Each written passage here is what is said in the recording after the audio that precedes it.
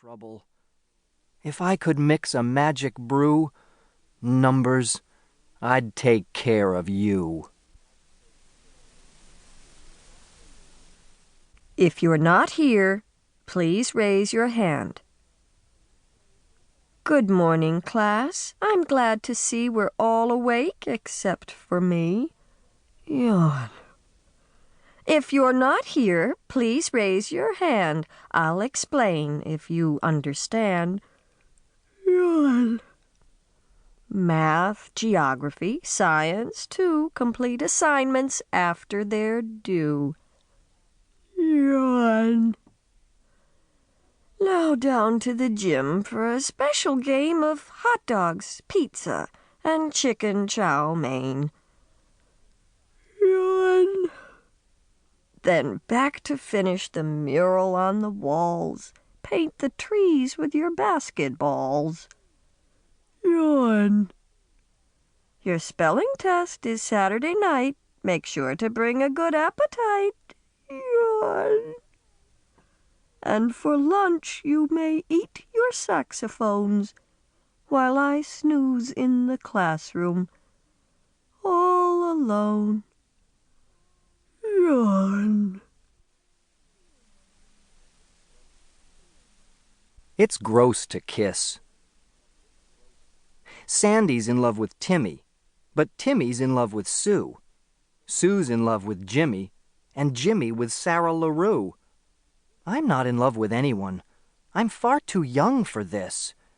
Besides, I think it's germy, gross, and yucky to kiss. Poor substitute. Gretchen has taken Freddie's chair. Andrew's desk has no one there. Sally was fighting for Tommy's space. She won the battle and took his place.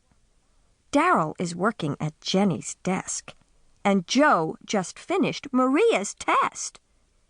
Substitute teacher, you'd better beware. Alicia just plopped in the teacher's chair.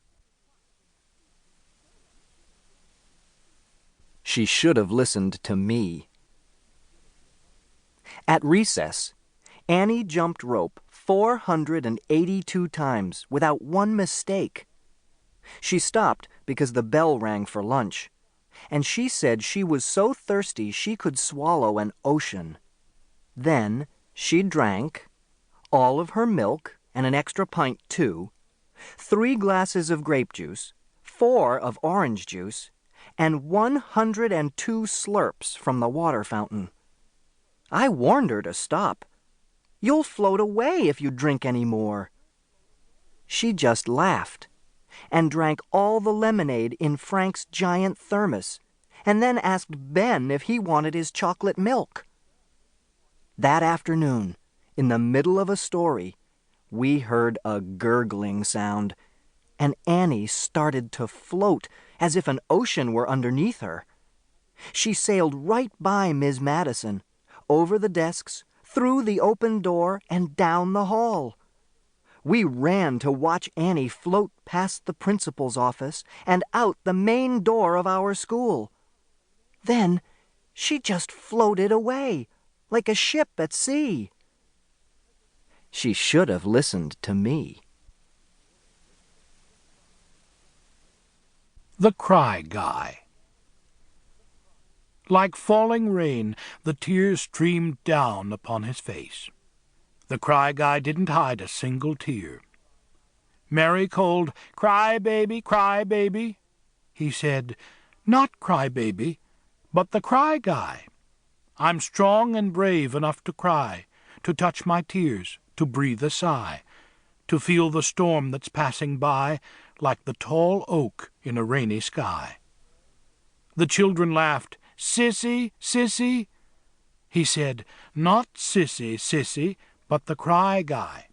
I'm strong and brave enough to cry, to touch my tears, to breathe a sigh, to feel the storm that's passing by, like the tall oak in a rainy sky." The teacher said, "The tears must fall for all. Even the mighty oak bends and quivers in the rain." The Cry Guy held a picture tightly.